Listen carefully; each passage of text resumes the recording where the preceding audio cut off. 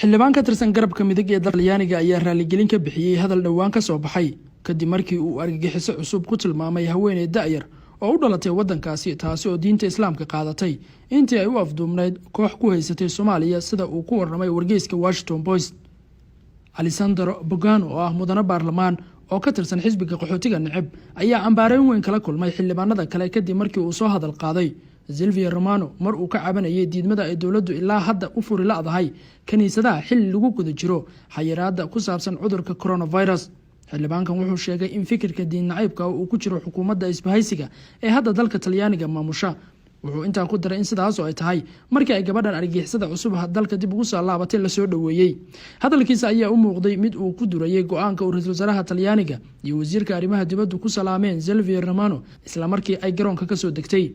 ra'iisul wasaaraha Talyaaniga waxa uu digniin u jeediyay qof kasta oo isku dayaya inuu siyaasadeeyo arrinta la xiriirta haweeneydan da'da yar.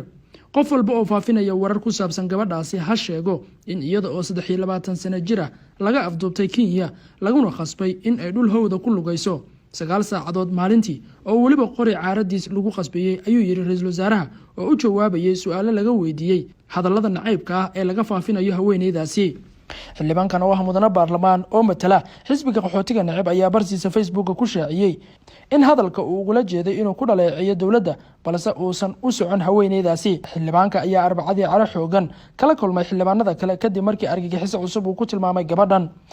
Silvio Romano waxay ahayd samafalo ka howlgali jirtay xarun lagu dalyeelo carruurta agoonta ah oo ku taala koonfur bari wadankan Kenya. koox hubaysan ayaana bishii November ee sanadkii 2018 ka afduubtay halkaas waxaana loo kaxaystay dhinaca Soomaaliya. waxaa la rumaysan yahay in kooxda afduubka geysatay ay ka tirsan yihiin Al-Shabaab. Romano ayaa markii ay Roma ka degtay waxaa soo dhaweeyay oo laabta geliyay waalidkeed iyo walaasheed waxaana salaamay ra'iisul wasaaraha Talyaaniga iyo wasiirka arrimaha dibadda xilli ay qabtay dhar ku xijaaban. markii ay gaartay magaalada ay ka soo jeedo ee Milano waxay sheegtay in kooxdii afduubatay ay si wanaagsan ula dhaqmeen isla markaana ay xushmad u muujiyeen.